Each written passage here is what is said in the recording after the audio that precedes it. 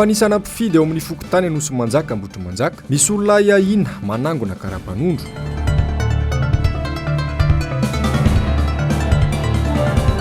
Fahazahoana vaovao maro-potitra, ilaina ny fahaiza-manao ny mpanao gazety.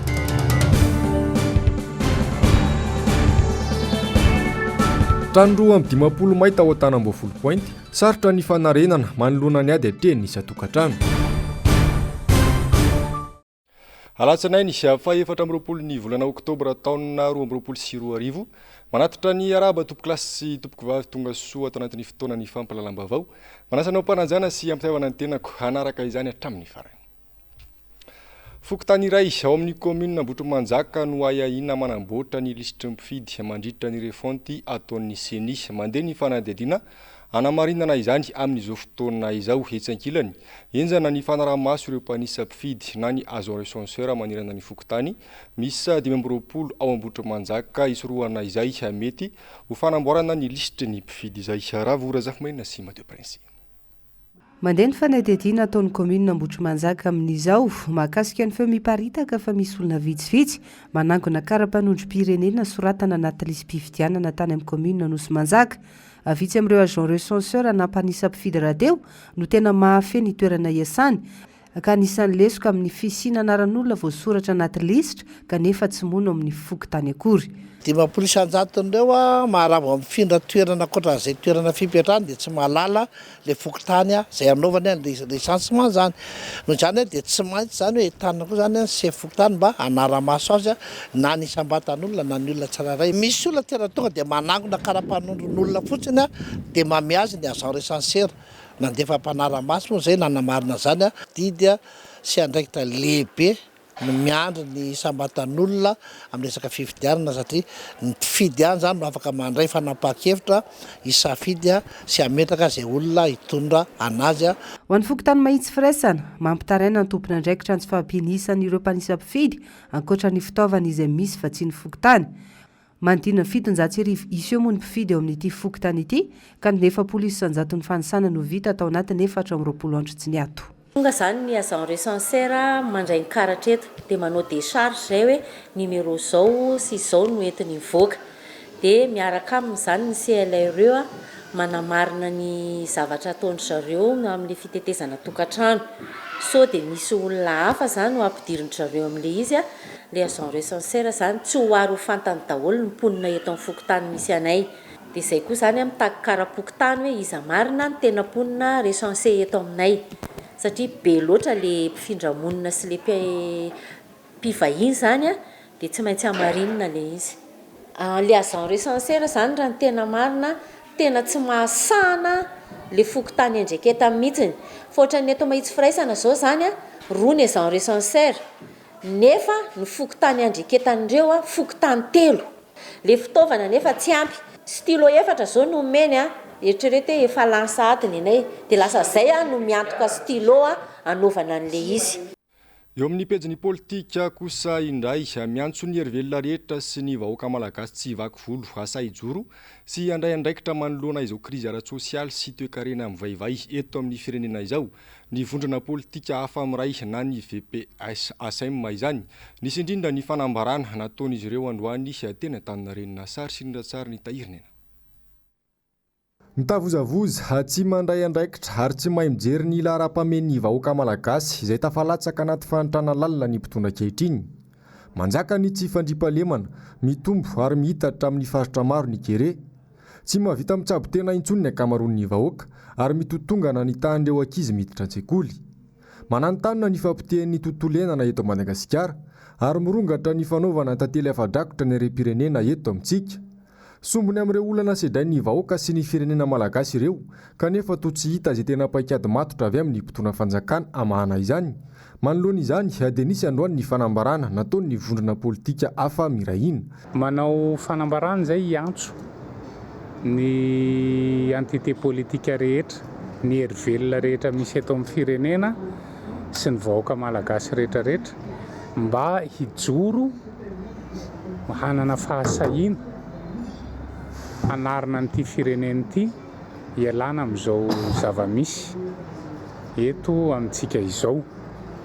dia noho izany ny vondrona politika hafa amiray dia anao fanasana iatsona ny hery velona rehetrarehetra iarahana amin'dinika tsy amin'ny fidinihana fanonganam-panjakana sanatria fa andinihana izay tokony hahasoan'ny firenena hanavotana n'ity firenentsika ity.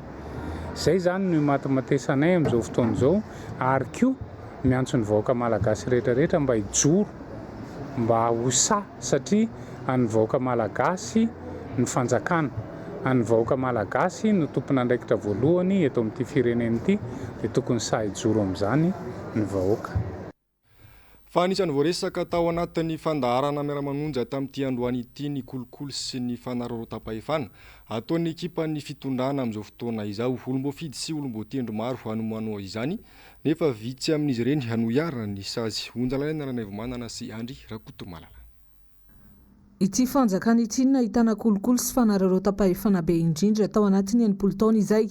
Misy eo amin'ny endriny maro lafo izay kolikoly sy fanararaotapahefana izay. Saika hahenona skandala hatrany ataon'ireo olomboafidy na olomboatendry miaradia amin'ny fitondrana.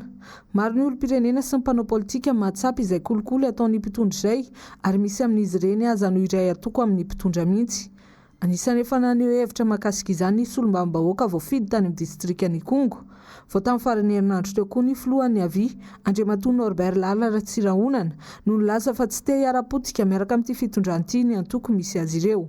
Député Brunel ne tany Kongo efa nalevantsika teto no ronapeo efa anteniny aminy hoe raha misy tena fanjakana tena hiarany tena kolikoly be loatra dia ity fanjakana ity fa tsy miteny le PM be loatra le kolikoly amin'izao fanjakana izao nefa io resaka kolikoly no nanonganana ny rajonary mampianina dia miteny ihany koa izany amin'izao fotoana izao taorian'Andriamatoa Ihajo Andriananarivelo Andriamatoa Norbert Lala Ratsirahonana.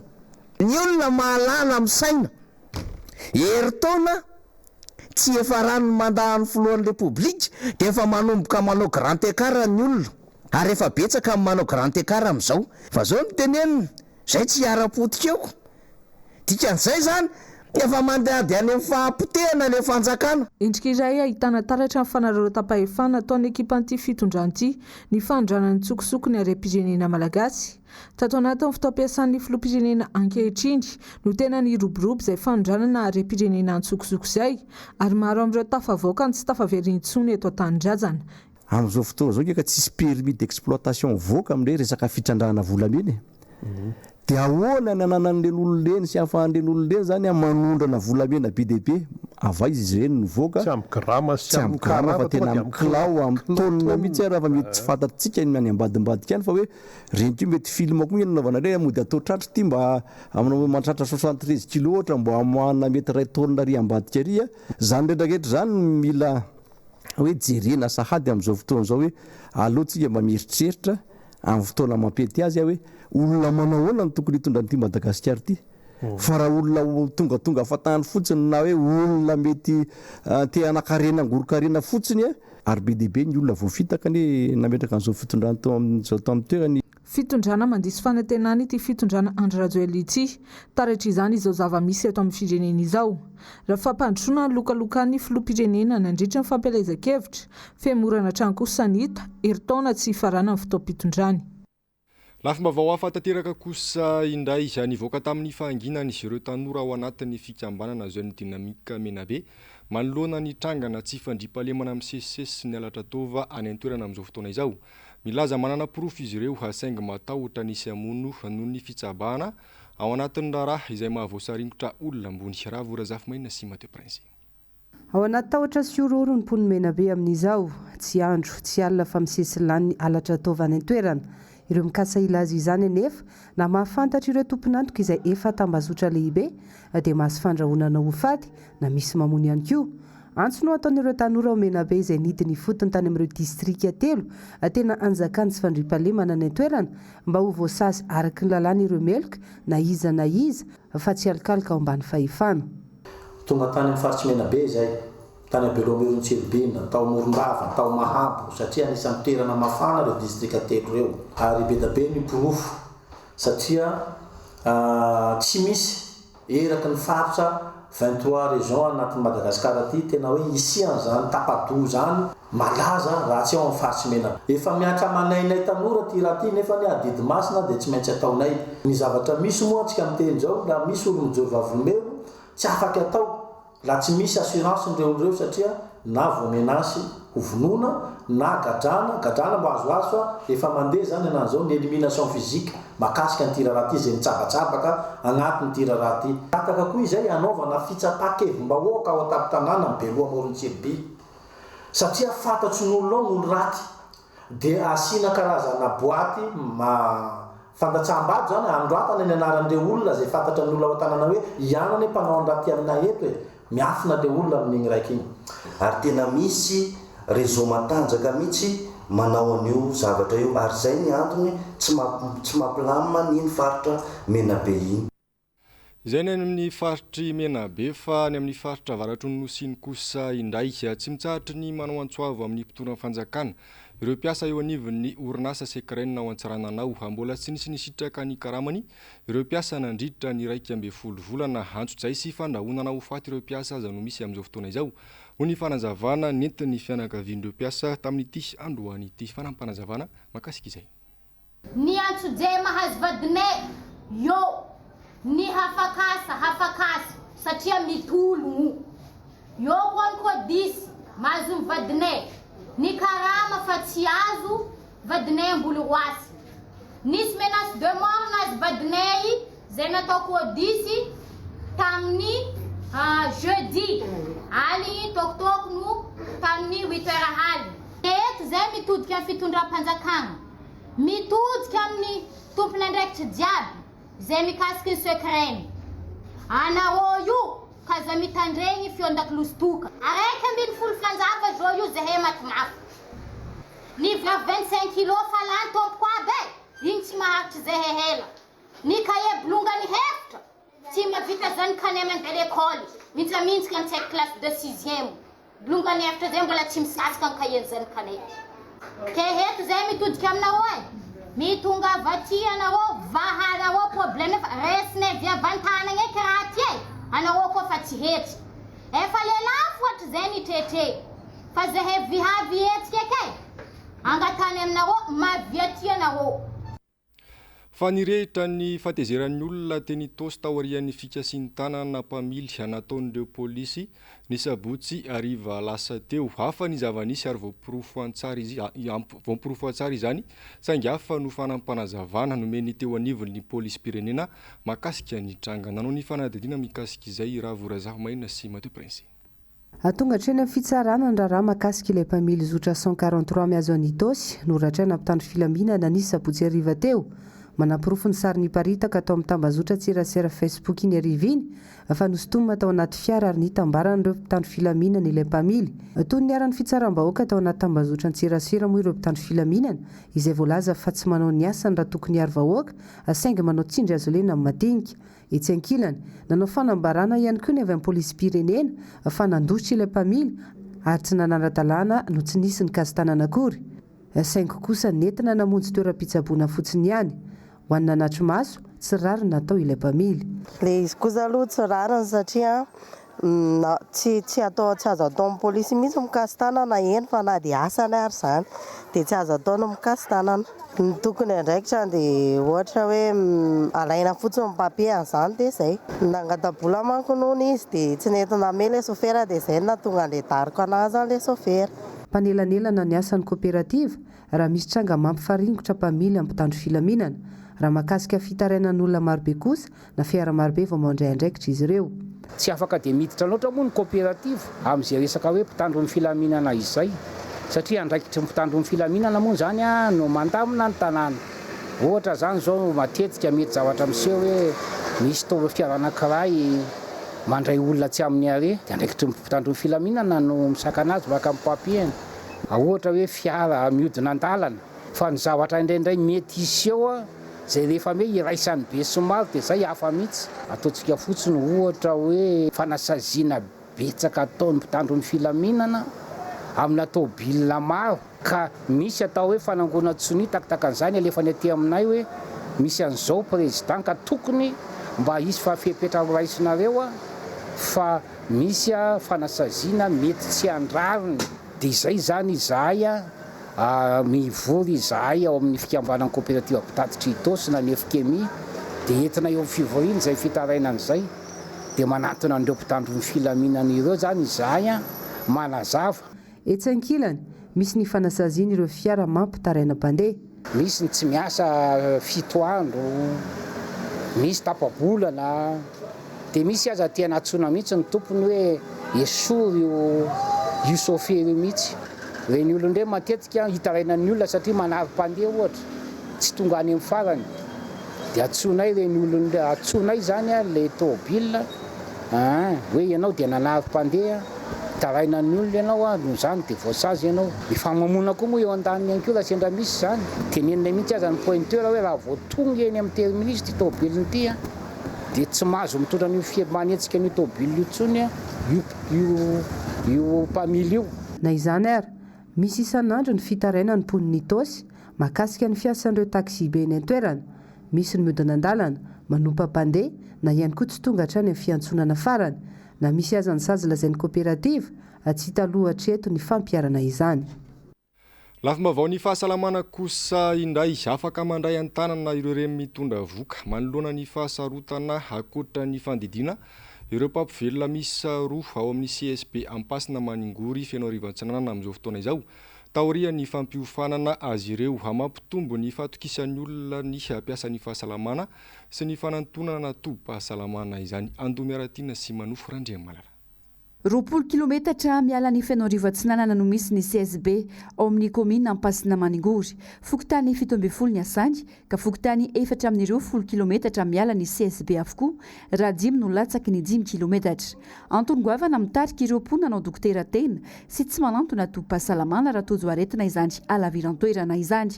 Miampy ny tsy fampiny mpitsabo miasa. Anisan'ireo tobim-pahasalamana mampiatra ny TTM, tanterahany USAID Access na ny tobim-pahasalamana tomombana sy mahomby ny CSB Ampasina Maningory amin'izao fotoana izao. Tetikasa manampy ireo mpiasa ny fahasalamana, ny mpampivelona ao an-toerana, anatsara hatrany ny kalitao sy ny fandraisana an-tanan'ireo mila fitsaboana, indrindra ireo reny mitondra voka. Afaka mandray an-tanana ny reny bevoka na mitranga fahasarotana toy ny fahaverezan-draha be loatra sy ny fiakarany tositra eo am-piterana manomboka izao ireo mpampivelona roa miasa ao an-toerana taoria ny fampiofanana azy ireo. Ny fandidina ihany noho izany no tsy vita ao an-toerana.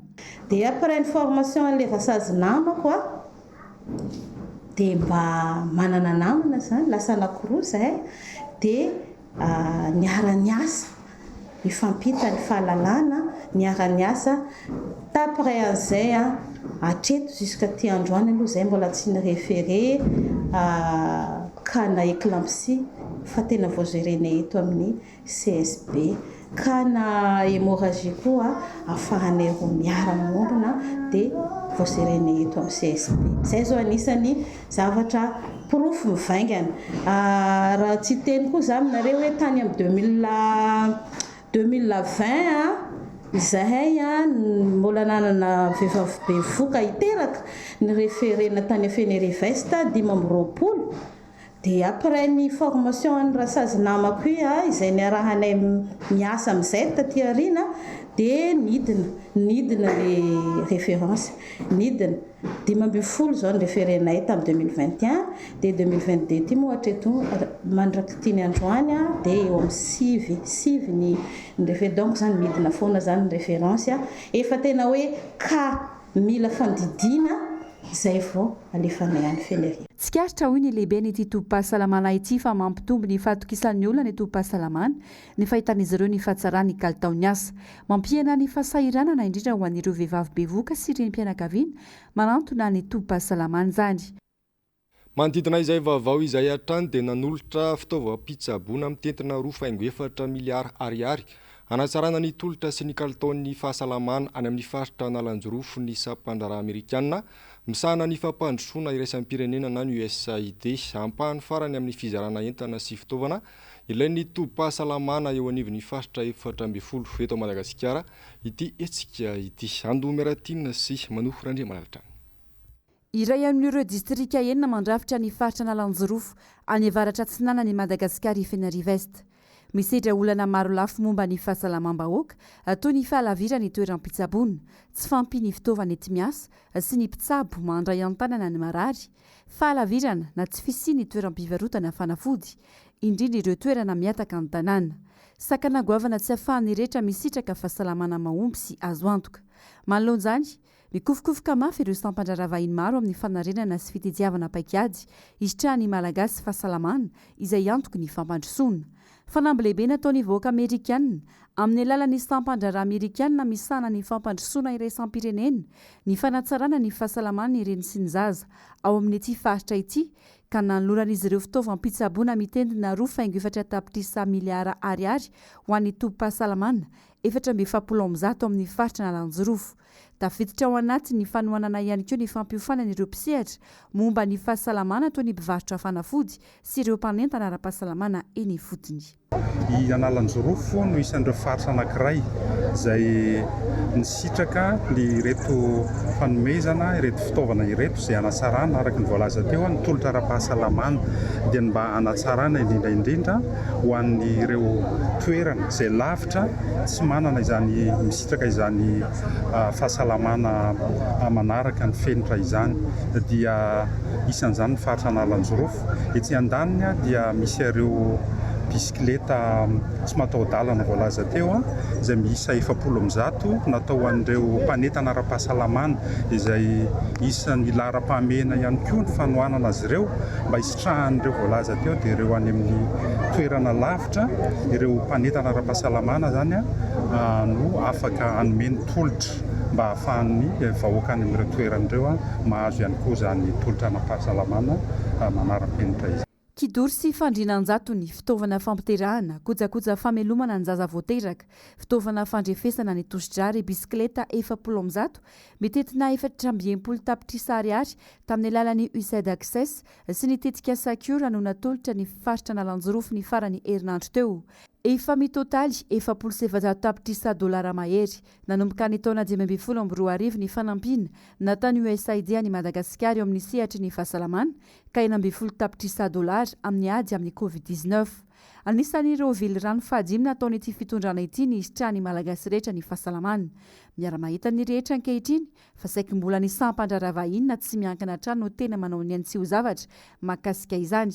Mitavana fotsiny no ataon'ny fitondrana raha tsy izay dia mirihary fantatra fa nahavita kanefa na ny asa tao aza tsy mandeha amin'ny laoniny. Porofon'izany fisian'ireo hopitaly manara-penitra atsangana kanefa na ny fitaovana aza tsy misy na tsy ampy ny mpiasa indray mitokana vao mahazo ny tampoka sasarany.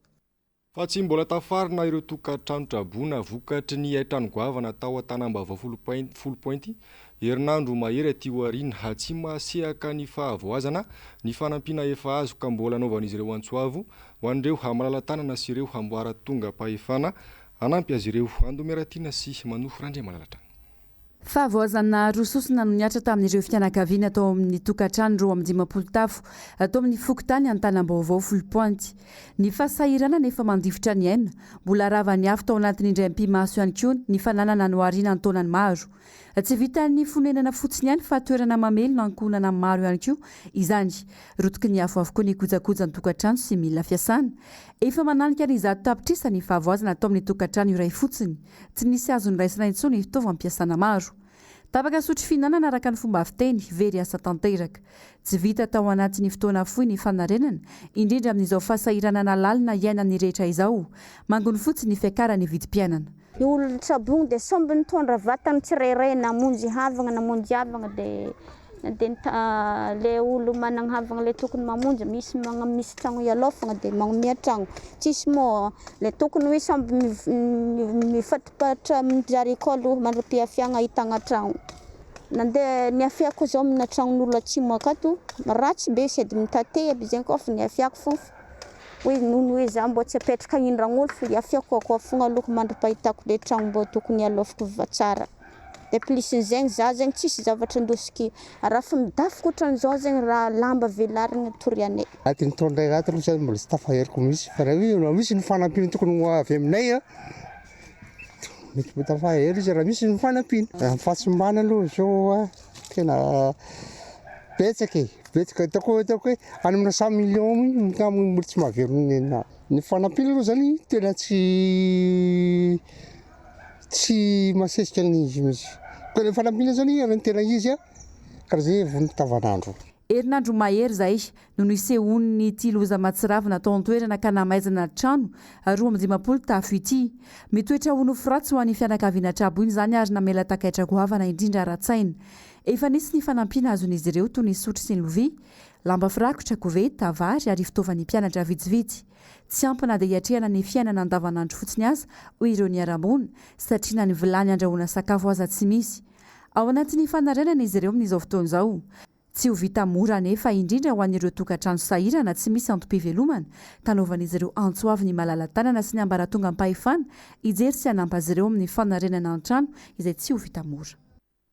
Firenena mbola marefo ary mbola ao anatin'ny ady amin'ny fiovavan'ny toetrandro i Madagasikara habetsaka ny voka-dratsy ateraka izany ka ilaina ny fandraisana andraikitry ny tsirairay indrindra amin'ny fanajana ny tontolo iainana tokony hangarahara ihany koa ho ny firaisamonim-pirenena ny fampiasam-bola ataon'ny fanjakana ao anatin'izay ady amin'ny fiovavan'ny toetrandro izay sarotry tsara ny tahirinena. Akoatra ny fampitomboana sy ny fanamafisana ny fanentanana ireo mponina ny fotony ny mahazava-dehibe ny ady amin'ny fiovavan'ny toetrandro. Ilaina apetraka hatrany ny mangarahara sy ny vola ampiasaina ao amin'izany ho ny firaisamonim-pirenena androany. Be dia be ny mety hoe famatsim-bola avy amin'ny resaka tetikasa momba ny fiovaovan'ny toetrandro. Dia io mihitsy mila tandremana tsara satria le fitsinjaran'le vola zany mila atao izay mampangarahara anazy sy mila atao araka ny rariny sy intsiny koa le izy. Izany hoe tsy maintsy eo zany le transparence eo amin'le fitsinjaran'le vola hoe iza no tokony hisitraka anazy misitraka an'le izy ara-dalàna tsara ve le tokony hisitraka ohatra hoe ny mponina ny fotony izao tokony hisitraka an'izay vokatry ny mety hoe aezaka ataon'zareo amin'ny fiadivana amin'ny resaka fahasimban'ny ala sy fahasimban'ny tontolo iainana. Dia zareo mihitsy ve ny tena misitraka sa ve misy fanodikodinam-bola sanatriany zany ao anatin'le izy. Zay zany tsy mametraka hypothèse mihitsy fa tokony hipetraka foana zany le mangarahara. Raha ho an'i Madagasikara manokana mbola lavitrezaka isika amin'izay ady amin'ny fiovavan'ny toetrandro izay. Maro amin'ny malagasy no misedra olana goavana amin'ny antom-pivelomany any ambanivohitra any ka mahatonga azy ireo alaim-panahy manimba sy mandoro ny tontolo manodidina azy ahafahany mivelona sy mipetraka amina toerana iray. Tokony ampiharina amin'ireo izay minimanimba sy mandoro ny tontolo iainana kosa nefa ny lalàna ho ihany ny fanazavana. Faharoa tokony apetraka ihany koa ny resaka fampiarana ny lalàna satria maha-fiarahamonim-pirenena aminay anay zany tsy maintsy mametraka an'izay foana miatra ve le lalàna araka ny tokony ho izy. Tsy misy resaka fanaparam-pahefana ve ao, tsy misy mandeha kilany ve ao. Re zavatra izay zany mila jerevana tsara ihany koa hoe mandeha araka ny tokony ho izy ve le famotorana, mandeha araka ny tokony ho izy ve le tsy fitsarana. Dia izay zany mila ampiarina ny lalàna, mila ampitomboana ny resaka mety hoe anticipation zany. Anisan'ireo firenena nay anjara amin'ny COP 27 izay atao any Egypta ny 9 ka hatramin'ny 12 Novambra ho avy izao i Madagasikara. Nisy indrindra ny atrikasa no karakarainy ny ministeran'ny tontolo iainana androany momba izay atetsy anosy. Fa ao anatin'ny fankalazana ny herinandro maneran-tany momba ny fampianarana ny sehatra ny fampahalalam-baovao isika amin'izao fotoana izao. Miroborobo ity sehatra ity eto Madagasikara ary maro amin'ireo tanora no efa liana amin'izay. Sehatra ny asa fanaovan-gazety sy ny serasera izay olana matetika ny tsy fisitrahan'ireo mpanao gazety. Loharam-baovao tena marina eo amin'izay tontolo ny fampahalalam-baovao izay sarotry tsara ny tahirinena. Tao anatin'ny taona maromaro tsy nitsahatra ny tomboisa ireo oniversite na ihany koa ireo lalam-piofanana manofana momba ny resaka serasera sy ny fampahalalam-baovao teto Madagasikara. Maro be ny mpianatra mivoaka isan-taona na eny amin'ny sekolim-panjakana izany na tsy miankina amin'ny fanjakana. Tsy tokony hanana fotsiny amin'izay diplôma azo tany an-tsekoly izay anefa ny tanora fa tokony hivelatra bebe kokoa mba ahafahana manatanteraka ny tanjona kasaina tratrarina. Hoy ity tanora vao misehatra eo amin'ny tontolo ny serasera tafaresaka tamina ity. Ny fahitako an'ilay fampianarana amin'ny tontolo serasera amin'izao fotoana izao aloha hitako hoe miroborobo ilay izy eto Madagasikara satria efa mibetsaka ny université maromaro mampianatra an'ilay izy fa ny hitako indro kely fotsiny tsy tena hoe misy isan-karazany le izy fa somary mbola mijanona amina tsy de tena diversifié loatra zany fa mbola somary mijanona amina branche sasatsasany ihany de formation atao hoe formation mandritrana fampifanana mandritrana fotoana fohy zany no tena hoe mahitana an'le zavatra kely raha hoe za manokana zao de resaka journalisme d'investigation mila ianao koa no miezaka manao fikarohana manokana ho anao eny amin'ny sisisiny amin'ny mikaroka eny amin'ny tambazotra rehetrarehetra eny moa sy ny internet koa efa be da be zao ny resaka fampiofanana accessible gratuitement. Etsy ankilany mbola manana sarotra ny fahazahoan'ny mpanao gazety loharanom-baovao eto Madagasikara manoloana ireo sakatsakana maro samihafa. Manampy betsaka ny mpanao gazety amin'ny asany kosa ny fisian'ireo loharanom-baovao samihafa anaty tambazotra sosialy. Saingy eo no ilaina ny fahaiza-manao ny mpanao gazety mba hisitrahany vahoaka ny tena vaovao marina. Sarotsarotra satria eto amintsika zany ny olona izay manan-javatra ho lazaina matetika dia izay mifanaraka amin'ny tombontsoany na ny tombontsoany izay akaikikaiky azy na ny fiaviany na ninona dia izay mety mahasarotsarotra azy zany hoe mila fahasahiana ny fahazoana vaovao aloha rehefa mitrandraka vaovao fa vaovao amin'izao fotoana izao ange mety moramora ihany kokoa ny fahazoana azy satria ilay teknika efa tena mielibatrana be mihitsy ary amin'izao fotoana izao na olon-tsotra azy ianao rehefa manana ilay fitaovana izay ahafahanao maka sary ahafahanao mirakitra feo dia mahay manoratra ianao dia enao no efa mety loharanom-baovao aingana dia aingana ny tambazotra serasera efa eo dia eo fa eo amin'ilay hoe mpanao gazety fanontaniana teraka izay manko dia hoe mbola ilaina ve ilay mpanao gazety izay ny tika izay mbola ilaina ve ilay mpanao gazety mbola ilaina satria izy zany heverina fa mba elanelam-panahy ao amin'ilay fikasana fahamarinana sady mba ahafahan'ny olona migiokana hoe inona tena vaovao marina. Ao anatin'ny fankalazana ny herinandro maneran-tany momba ny fampianarana ny sehatra ny fampalalam-baovao moa isika amin'izao fotoana izao. Fa misaona kosa ny tontolon'ny asa fanaovan-gazety amin'izao fotoana izao fanody mandro malomantsy ny mpanao gazety raha faly mpanantsoa andehan'irina sara hafantatry ny maro amin'ny anarana hoe falomano noho ny aretina efa nahazo azy herinandro lasa izay mpanao gazety feno hifaly satria efa niasa tamina onjam-peo sy fahita lavitra ary mbola amperinasa tamina gazety an-tsoratra iray izy izao hanindosy ny fahafatesana izao. Ny nofony dia andrasana etsy amin'ny trano ny tsazabotsina mena ary alevina ny alarobia fa 24 ny volana septambra ho avy izao maneho ny fiara-miory amin'ny fianakaviany sy ny tontolon'ny asa fanaovan-gazety araka izany izay eto amin'ny MBS radio television.